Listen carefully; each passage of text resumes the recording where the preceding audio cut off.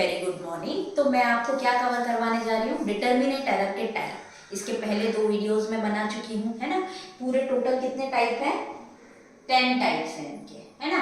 10 types है determinate error के। Determinate error के बारे में हर वीडियो में मैं आपको बता रही हूँ। डिटर्मिनेट एरर का मतलब होता है ऐसी एरर, ऐसी गलतियां, ऐसी मिस्टेक जो हमारे रिजल्ट में गलती दे रही है, उस टाइप की मिस्टेक को मैं पता कर सकती हूँ। जिन मिस्टेक्स को, एरर एक तरीके से मिस्टेक्स ही हैं, ठीक है। जिन मिस्टेक्स को, यानी मैंने कहाँ गलती की है इसलिए मेरा रिजल्ट गलत आ रहा है, तो इस टाइप की एरर क्या होती है? Determinate error. ये टोटल 10 टाइप की होती है। मैं हर वीडियो में आपको बता रही हूँ, ये पार्ट्स में करा रही हूँ मैं आपको, ताकि आपको छोटे छोटे वीडियोस सुनने में भी आसानी हो और आपको समझ में भी आ जाए बेसिकली डिटर्मिनेट एरर के कितने टाइप होते हैं और ये क्या होते हैं, टाइप कौन कौन से होते हैं और टाइप की डेफिनेशन, उनका इंट्रोडक्शन, राइट। तो मैंने एब्सोल्यूट एरर आपको कवर करवा दिया है डिटर्मिनेट एरर के टाइप में, रिलेटिव एरर कवर करवा दिया है, प्रोपोर्शनल एरर कवर करवा दिया है। आज हम कौन कौन सा पढ़ेंगे? ऑपरेशनल एरर पढ़ेंगे, पर्सनल एरर और इंस्ट्रूमेंटल और रिएजेंट एरर। ये 4 अपन आज कवर करेंगे, राइट। तो चलिए शुरू करते हैं। तो अब देखिए, सबसे फर्स्ट अपन कौन सा पढ़ेंगे? Operational error. नाम से समझिए आप इसको। ऑपरेशनल एरर उस ऑपरेशन से रिलेटेड होता है जो प्रोसीजर ऑपरेट कर रहे हैं। मान लो हम कोई प्रोसीजर ऑपरेट कर रहे हैं, आपने एक नाम सुना होगा, आप एनालिसिस में पढ़ेंगे भी सही, ग्रेविमेट्रिक एनालिसिस। अब ग्रेविमेट्रिक एनालिसिस का क्या मतलब होता है? जनरली इसमें आयंस को सेपरेट आउट किया जाता है। कुछ नहीं है, मान लीजिए सैंपल है, इसमें जिंक प्रेजेंट है, मेरे पास एक सैंपल प्रेजेंट है, मान लो उसमें मेरे पास जिंक प्रेजेंट है। क्या प्रेजेंट है? जिंक। और उसको मुझे उस सैंपल में से अलग करना है, जिंक को हटाना है। तो मैं इसको क्या करूंगी? सबसे पहले वो सैंपल को ड्राई या कूल करूंगी। क्या करूंगी? सुखा लूंगी उस सैंपल को। यदि हल्का सा गीला वीला होगा तो उसको सुखा लूंगी, फिर उसको वाटर में डिसॉल्व करूंगी, है ना। पहले इसको ड्राई करूंगी अच्छे से, फिर वाटर में डिसॉल्व करूंगी। ध्यान रखिएगा आप ये चीज। वाटर में डिसॉल्व करने के बाद उसमें एक ऐसा एजेंट डाल दूंगी, है ना, ऐसा एजेंट डाल दूंगी, ऐसा प्रेसिपिटेटिंग एजेंट जिसको बोला जाता है। आप ये याद रख लीजिए कि यहाँ पे हमको ऑपरेशनल एरर समझना है। मैं सिर्फ ये प्रोसेस समझा रही हूँ ताकि आपको ऑपरेशनल एरर समझ में आ सके, राइट। तो एक ऐसा एजेंट डाल दूंगी ताकि जिंक जो है ना, वो एक प्रेसिपिटेट तो समझते हैं ना, एक जैसे बोलते हैं मास, है ना।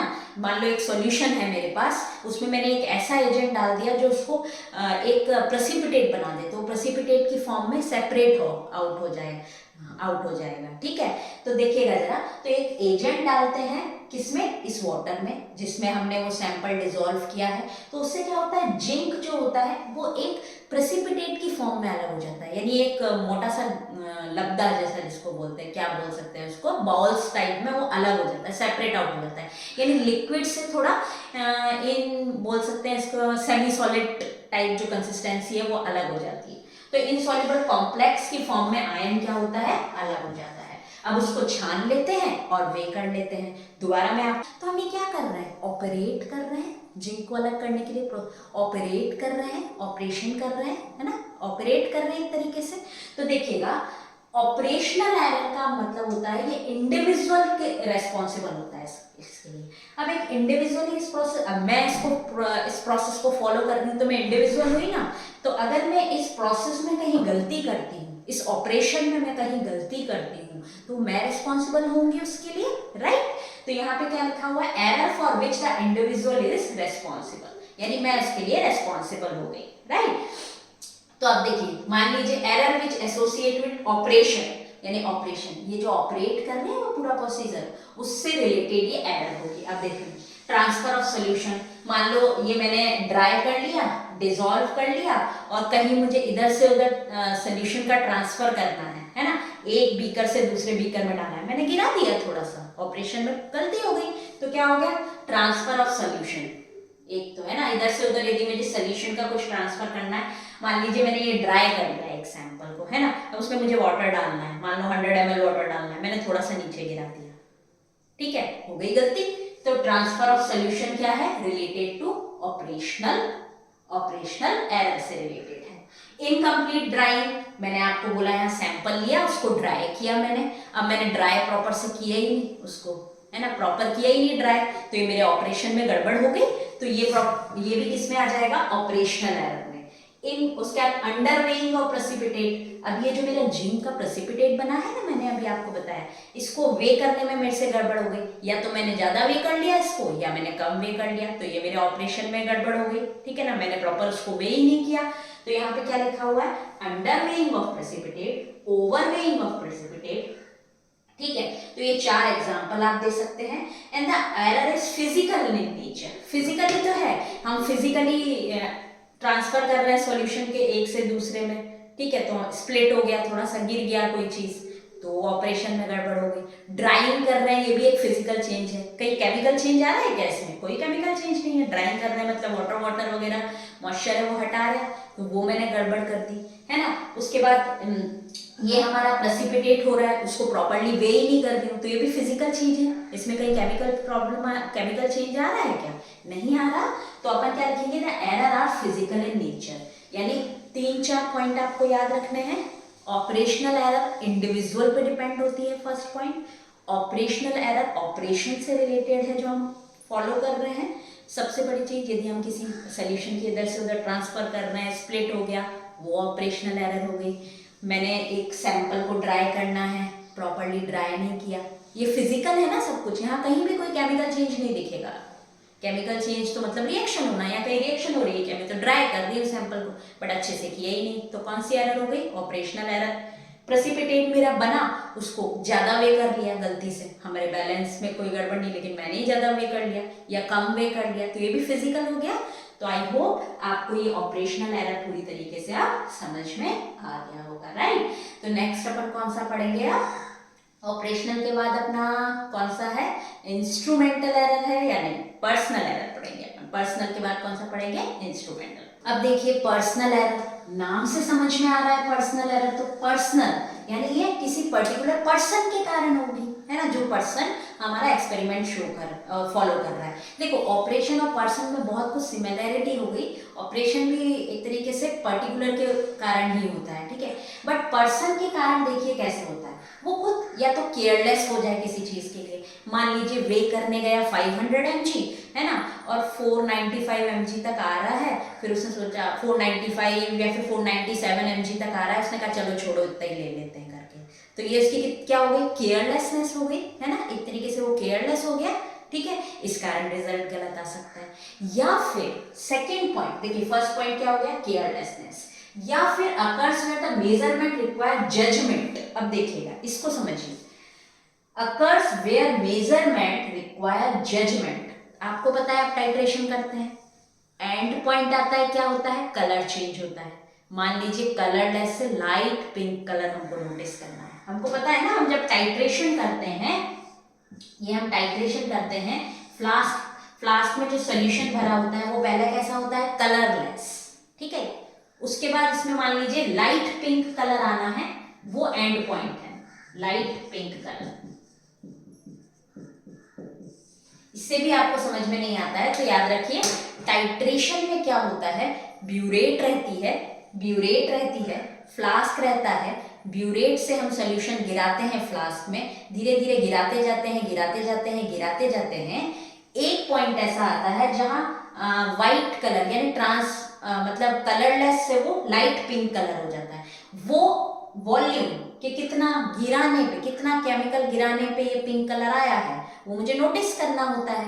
तो क्या होता है, कभी कभी हर एक पर्सन टू पर्सन ये वेरी कर देता है। कोई लाइट पिंक, एकदम लाइट पिंक कलर पे रीडिंग नोट कर लेता है, कोई हल्की सी डार्क पे रीडिंग नोट कर लेता है। ये तो ये पर्सनल गलती हो गई, हमको एकदम लाइट पिंक कलर पे नोटिस करना होता है, बट कभी कभी थोड़ा डार्क पे कोई नोटिस कर लेता है, तो ये पर्सन के कारण गलती हो गई, ठीक है। तो यहाँ क्या लिखा? ये मेजरमेंट हो गया ना एक तरीके से, तो क्या लिखा है यहाँ पे? Occurs where measurement required judgement, या जज करना होता है कि कौन सा पिंक कलर मुझे लेना है, ठीक है। कलर इक्विटी प्रॉब्लम हो गया है, कलर इक्विटी प्रॉब्लम, कलर से रिलेटेड प्रॉब्लम। इसको मिनिमाइज कैसे किया जा सकता है? इसको प्रॉपर ट्रेनिंग और एक्सपीरियंस, जब बार बार टाइट्रेशन करेंगे तो हमको एक्सपीरियंस होने लग जाएगा कि किस तरीके का कलर मुझे नोटिस करना है, राइट। तो देखिए इसका एग्जांपल क्या है? The judgement of colour of solution at the end point of titration, यानी एंड पॉइंट पर टाइट्रेशन का कलर हम जज करते हैं, तो वो कलर प्रॉपरली देखना है, हाँ ये वाला कलर ही मुझे नोटिस करना है, ऐसा नहीं थोड़ा ज्यादा डाल दिया, डार्क कलर हो गया, फिर वो नोटिस करने लग गए। पर्सनल एरर में यानी क्या क्या चीजें मुझे ध्यान रखनी है। पर्सनल एरर जो होती है रिजल्ट फ्रॉम क्यों होती है, एक तो किसी पर्सन के केयरलेस होने के कारण हो सकती है।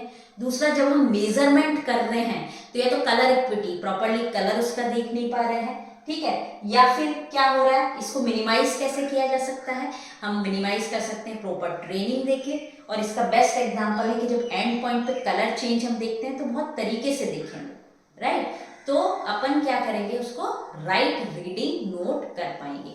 तो आई होप आपको पर्सनल एरर समझ में आ गई होगी, ये आप लिख सकते हैं, राइट। नेक्स्ट कौन सी एरर देखेंगे अपन, इंस्ट्रूमेंट और ग्लासवेयर एरर, ठीक है। इंस्ट्रूमेंट यानी जो इंस्ट्रूमेंट या एपरेटस हम यूज कर रहे हैं अपने एक्सपेरिमेंट में, है ना, सपोज करो बैलेंस ही यूज कर रहे हैं तो हमारे लिए वो एक तरीके से एपरेटस हो गया, राइट। तो देखिए इसके कारण क्या क्या एरर आ सकती है, क्या क्या मिस्टेक्स हो सकती है, ठीक है ना। तो देखिएगा सबसे पहले अपन पढ़ते हैं इंस्ट्रूमेंट के कारण क्या क्या एरर हो सकती है। तो फर्स्ट होती है इनहेरेंट लिमिटेशंस। इनहेरेंट लिमिटेशंस का मतलब समझिए, अगर आपको इनहेरेंट लिमिटेशन नहीं लिखना है वर्ड तो आप डायरेक्ट भी लिख सकते हैं। तो देखिए पहला, एक तो फीचर ऑफ इंस्ट्रूमेंट के कारण क्या क्या प्रॉब्लम आ सकती है। देखिए features of instrument, line wise line समझिए। दो टाइप के एरर मैं यहाँ बता रही हूँ, इंस्ट्रूमेंट एरर और glassware error. First instrument error, first अपन समझते हैं इनहेरेंट लिमिटेशंस। इनहेरेंट लिमिटेशंस का मतलब समझिए आप क्या होता है, यानी इंस्ट्रूमेंट के फीचर के कारण कोई एरर आ रही है। अब ये फीचर के कारण एरर आ रही है मतलब क्या होती है, मैकेनिकल अरेंजमेंट, यानी जो हमने इंस्ट्रूमेंट अरेंज किया है वो प्रॉपर्ली अरेंज नहीं किया है, तो उसके फीचर के कारण ही तो एरर आ रही है। यदि हम सही से उसको अरेंज कर लेते, मैकेनिकल उसमें कोई प्रॉब्लम नहीं आती, तो हमारा सही रिजल्ट आ जाता। या फिर सेंसिटिविटी, यानी हमारा रिजल्ट देने के लिए वो उतना सेंसिटिव ही नहीं है ना, उसकी उतनी सेंसिटिविटी है ही नहीं कि वो हमारा इतना मान लीजिए इतना कम, सपोज करो कोई बैलेंस है ना, मान लीजिए कोई बैलेंस है अपने पास, वो किलोग्राम में वे करता है, बड़ा बड़ा बता रही हूँ मैं आपको, छोटे छोटे होते हैं वैसे मिलीग्राम, 0.001 मिलीग्राम, बट मैं आपको बड़े में बता रही हूँ। कोई बैलेंस है जो किलोग्राम में वे कर सकता है, मिलीग्राम में कर ही नहीं सकता, ठीक है। तो वो सेंसिटिव किसके, क्या सेंसिटिव हो पाएगा मिलीग्राम के लिए, क्योंकि वो तो वे कर ही नहीं सकता। तो इसकी सेंसिटिविटी क्या हो गई, कम हो गई, ठीक है ना, यानी वो तो मिलीग्राम में तो वे ही नहीं कर सकता। तो क्या हो गया, सेंसिटिविटी भी एक मैटर करती है। तो आपको लिखना क्या है, यदि आपको ये इनहेरेंट लिमिटेशंस का वर्ड समझ में नहीं भी आ रहा है तो आपको क्या लिखना है, due to the instrument error में क्या लिखना है, हटा दीजिए भैया आप, इसमें लिखना है due to the features of instrument. अब फीचर्स में क्या आ सकता है, मैकेनिकल अरेंजमेंट उसका प्रॉपर नहीं है, उसके बाद सेंसिटिविटी उसकी प्रॉपर नहीं है। थर्ड पॉइंट अपन क्या लिखेंगे, मिस यूज ऑफ एपरेटस। कभी कभी क्या करते हैं अपन, जो मिस यूज ऑफ एपरेटस तो मैं खुद करूंगी, इंस्ट्रूमेंट का मिस यूज कर रही हूँ, मतलब क्या, प्रॉपर जो स्टैंडर्ड ऑपरेटिंग प्रोसीजर है, नाम सुना होगा आपने, SOP, स्टैंडर्ड ऑपरेटिंग प्रोसीजर, यानी उसको ऑपरेट करने का क्या प्रोसीजर, आप लैब में जाते हैं लिखे होते हैं ना हर इंस्ट्रूमेंट के ऊपर कि आप इसको ऐसे ऑपरेट करना है आपको, हमने वैसा ऑपरेट ही नहीं किया, तो क्या वो रिजल्ट सही देगा, बिल्कुल भी नहीं देगा। तो क्या होगा, miss use of apparatus, not following SOPs। Suppose करो मैं बैलेंस को यूज कर रही हूँ, इलेक्ट्रॉनिक बैलेंस को, आपको पता है उसको पहले जीरो बैलेंस करना होता है, नहीं किया तो क्या वो रिजल्ट सही देगा, नहीं देगा, राइट। नेक्स्ट है ग्लासवेयर एरर। ग्लासवेयर एरर पे क्या होता है, अनकैलिब्रेटेड ग्लासवेयर्स हम कभी कभी यूज कर लेते हैं। अब ये अनकैलिब्रेटेड ग्लासवेयर्स का मतलब क्या हो गया, अब आप समझिए। अनकैलिब्रेटेड का मतलब ये होता है कि उसका कैलिब्रेशन नहीं हुआ, यानी पता नहीं है वो सही रीडिंग देगा भी कि नहीं देगा। सपोज करो मेरे पास वॉल्यूमेट्रिक या फिर मान लो ब्यूरेट ही है, ठीक है, ब्यूरेट में या फिर मान लो वॉल्यूमेट्रिक फ्लास्क है ना, ये आपका वॉल्यूमेट्रिक फ्लास्क होता है, ये आपका होता है ना वॉल्यूमेट्रिक फ्लास्क, है ना। अब ये मान लो कैलिब्रेटेड नहीं है, ठीक है ना, कैलिब्रेटेड नहीं है तो इस पे लिखा हुआ तो है ये 100 ml ये मेजर करता है, लिखा हुआ तो ये है कि क्या क्या मेजर करता है, 100 ml मेजर करता है, लेकिन मेजर मान लो ये 99.9 ml ही करे, तो क्या ये कैलिब्रेटेड हुआ, नहीं कैलिब्रेटेड हुआ। कैलिब्रेशन का मतलब होता है आपका जो ग्लासवेयर है एकदम सही रीडिंग देगा, राइट। तो इसका मतलब ये कैलिब्रेटेड नहीं है, तो use of uncalibrated glasswares. Uncalibrated क्या लिखेंगे आप यहाँ, ग्लासवेयर लिखेंगे। तो आप सोचिए यहाँ पे क्या क्या लिखेंगे आप, फर्स्ट पॉइंट लिखेंगे कॉज्ड बाय लैबोरेटरी इंस्ट्रूमेंट और ग्लासवेयर्स, यानी इंस्ट्रूमेंट और ग्लासवेयर एरर किसके कारण आती है, ये लिखेंगे, राइट। फर्स्ट पॉइंट आप क्या लिखेंगे, इंस्ट्रूमेंट एरर। इंस्ट्रूमेंट एरर में आप ए पॉइंट लिख लीजिए, किसके कारण होता है, due to the features of instrument, यानी इंस्ट्रूमेंट में कोई गड़बड़ी हो, सपोज करो मैकेनिकल अरेंजमेंट, उसको प्रॉपर्ली अरेंज नहीं किया गया है। सेंसिटिविटी, यदि वो किलोग्राम को मेजर करता है तो क्या मिलीग्राम को मेजर कर पाएगा, क्या नहीं, तो उसकी सेंसिटिविटी नहीं है उसके लिए, तो राइट। सेकंड बी अपन लिखेंगे मिस यूज ऑफ एपेरेटस, यानी स्टैंडर्ड ऑपरेटिंग प्रोसीजर को मैं फॉलो ही नहीं कर रही कि उसको कैसे ऑपरेट करना है। ग्लासवेयर एरर क्या होती है कि हम अनकैलिब्रेटेड ग्लासवेयर यूज कर ले। अनकैलिब्रेटेड का मतलब उसका कैलिब्रेशन हुआ ही नहीं है। कैलिब्रेशन का मतलब ये होता है कि अब जब आप इसको यूज करेंगे आपको सही रीडिंग देगा एकदम, ठीक है। और अनकैलिब्रेटेड का मतलब हो सकता है आप 100 ml वे करने गए और 99.9 ml ही दे रहा है, वो पता ही नहीं हमको कि सही है कि नहीं है, ठीक है। तो आई होप आपको इंस्ट्रूमेंट एंड ग्लासवेयर एरर समझ में आ गई होगी। अब हम क्या पढ़ेंगे, रिएजेंट एरर।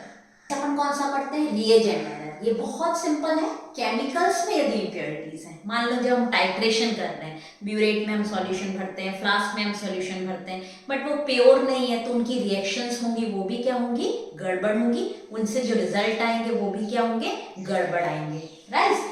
तो caused by the impurities in reagent, reagent मतलब केमिकल्स जो हम यूज कर रहे हैं, राइट। contaminated reagents यानी contaminated chemicals influence the result and observation, यानी यदि हमारे जो रिएजेंट्स हम यूज कर रहे हैं किसी भी प्रोसेस में, यदि हम टाइट्रेशन कर रहे हैं उसमें इम्प्योर रिएजेंट यूज कर रहे हैं, कॉन्टामिनेटेड रिएजेंट्स यूज कर रहे हैं, तो हमारी उसकी रिजल्ट्स और ऑब्जर्वेशन सही नहीं आएंगी। या कोई ग्रेविमेट्रिक एनालिसिस कर रहे हैं, जो अभी मैंने आपको बताया, प्रेसिपिटेटिंग एजेंट ही इम्प्योर यूज कर रहे हैं, तो क्या रिजल्ट सही देगा, नहीं देगा। तो आई होप आपको 4 जो एरर्स हैं वो क्लियर हो गई होंगी इसमें। फर्स्ट कौन सी, ऑपरेशनल एरर, सेकंड कौन सी, पर्सनल एरर, थर्ड कौन सी, इंस्ट्रूमेंटल एरर, फोर्थ कौन सी, रिएजेंट एरर। अब नेक्स्ट अपन कौन सी पढ़ेंगे, constant error, error of methods और एडिटिव एरर। तो thank you so much for watching this video.